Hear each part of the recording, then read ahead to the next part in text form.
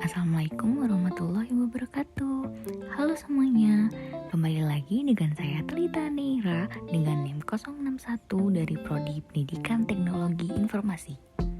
Kali ini kita akan membahas tentang standarisasi jaringan komputer. Apa itu standarisasi jaringan? Standarisasi jaringan merupakan sebuah aturan atau ketentuan yang diharuskan untuk dipatuhi oleh setiap brand. Standarisasi bisa disebut juga aturan main untuk jaringan komputer. Standarisasi jaringan ada bermacam-macam seperti ISO, TIA, IEEE, dan ITU, dan IETF. Selanjutnya, kita akan membahas tentang model OSI yang dikembangkan oleh International Organization for Standardization atau ISO. OSI adalah protokol untuk menyatakan model jaringan yang melakukan interkoneksi tanpa memandang hardware yang digunakan, sepanjang software komunikasi sesuai dengan standar. OSI terdiri dari 7 lapisan, dibagi dengan upper layer dan lower layer. Yang pertama ada physical, bertanggung jawab atas proses data menjadi bit dan mentransferkan melalui media, seperti kabel dan menjaga koneksi fisik antar sistem. Yang kedua ada data link, menyediakan link untuk data, memaketkannya menjadi frame yang berhubungan dengan hardware, kemudian diangkut melalui media komunikasi dengan kartu jaringan, mengatur komunikasi layer fisikal antara sistem koneksi dan penanganan error. Selanjutnya ada network, bertanggung jawab menentukan alamat jaringan, menentukan rute yang harus diambil selama perjalanan, dan menjaga antrian trafik di jaringan. Data pada layer ini berbentuk paket. Selanjutnya ada transport, bertanggung jawab membagi data menjadi segmen, menjaga koneksi logika end-to-end antar terminal, dan menyediakan penanganan error. Selanjutnya ada session. Session menentukan bagaimana dua terminal menjaga, memelihara, dan mengatur koneksi, bagaimana mereka saling berhubung satu sama lain. Selanjutnya ada presentation, bertanggung jawab bagaimana data dikonversi dan diformat untuk transfer data. Contoh konversi format teks ASCII untuk dokumen yaitu GIF dan JPG untuk gambar. Layer ini membentuk kode konversi, translasi data, dan encrypt dan konversi. Selanjutnya ada application, menyediakan jasa untuk aplikasi pengguna.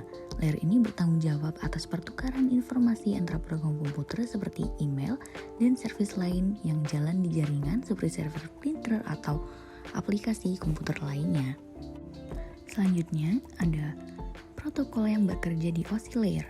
Pada layer application yang pertama ada HTTP Hypertext Transfer Protocol, protokol yang dipergunakan untuk mentransfer dokumen dari web dalam sebuah web browser melalui www.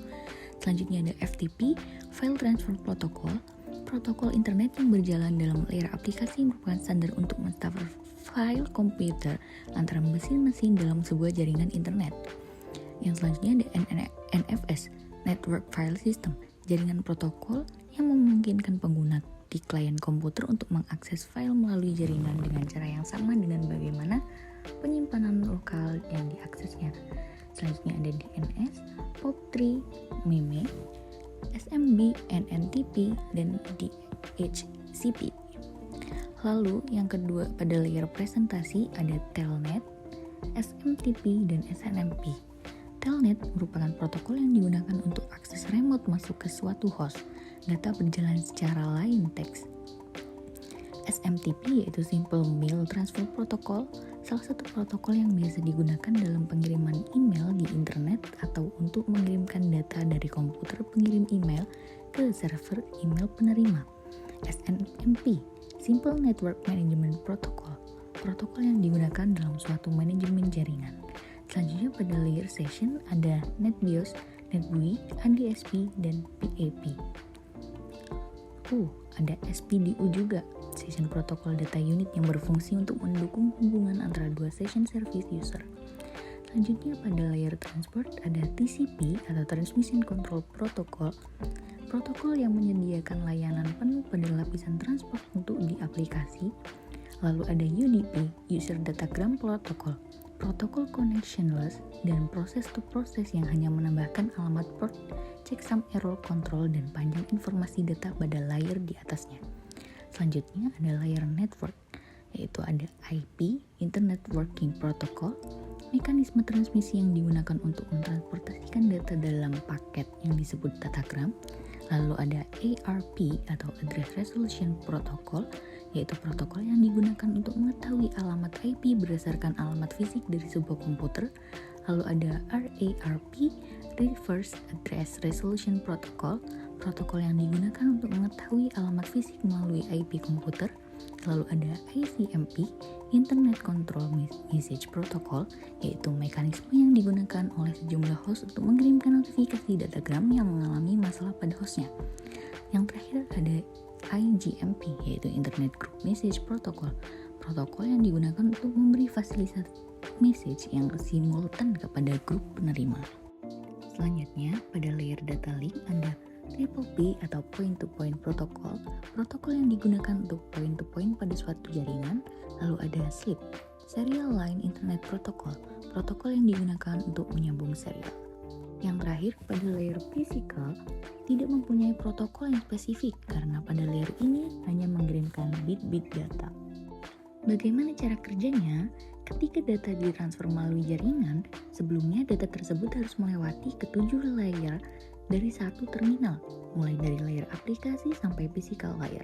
Kemudian di sisi penerima, data tersebut melewati layer physical sampai aplikasi. Pada saat data melewati satu layer dari sisi pengirim, maka akan ditambah satu header, sedangkan pada sisi penerima header dicopot sesuai dengan layernya. Ada TCP atau IP. TCP yaitu Transmission Control Protocol atau IP Internet Protocol merupakan salah satu jenis protokol jaringan yang dapat memberikan keleluasaan dalam berkomunikasi antara satu komputer dengan komputer lainnya dalam satu jaringan walaupun platform yang digunakan pada komputer-komputer tersebut berbeda satu sama lain. TCP atau IP model yang dikembangkan oleh Department of Defense atau DoD. Model jaringan TCP/IP yaitu berbentuk layer atau lapisan. Ada 4 lapisan pada TCP/IP, antara lain Network Access Layer, berfungsi mengatur penyaluran data pada media fisik yang digunakan. Lapisan ini memberikan layanan dan koreksi terhadap kesalahan yang ditransmisikan. Yang kedua ada Internet Layer, berfungsi mendefinisikan bagaimana hubungan antara dua pihak dapat terjadi pada suatu jaringan. Pada jaringan internet, lapisan ini bertugas untuk memastikan agar semua paket data yang dikirimkan dapat sampai di tujuannya masing-masing. Yang ketiga ada Transport Layer, berfungsi mendefinisikan cara-cara untuk melakukan pengiriman data antara end-to-end host.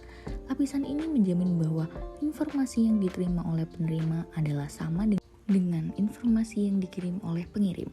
Yang terakhir ada Application Layer, merupakan lapisan terakhir dalam arsitektur TCP/IP yang berfungsi mendefinisikan aplikasi-aplikasi yang berjalan pada jaringan. Oleh karena itu, akan banyak protokol pada lapisan ini sesuai dengan jumlah aplikasi yang dapat dijalankan. Selanjutnya, cara kerja TCP/IP. Layer-layer dan protokol yang terdapat dalam arsitektur jaringan TCP/IP mengembangkan fungsi-fungsi dalam komunikasi antara dua buah komputer. Setiap lapisan menerima data dari lapisan di atas atau di bawahnya, kemudian memproses data tersebut sesuai fungsi protokol yang dimilikinya dan meneruskannya ke lapisan berikutnya. Ketika dua komputer berkomunikasi, terjadi aliran data antara pengirim dan penerima melalui lapisan di atas. Pada pengirim, aliran data adalah dari atas ke bawah. Sekian yang dapat saya sampaikan. Mohon maaf apabila ada salah kata ataupun kekurangan. Terima kasih. Wassalamualaikum warahmatullahi wabarakatuh.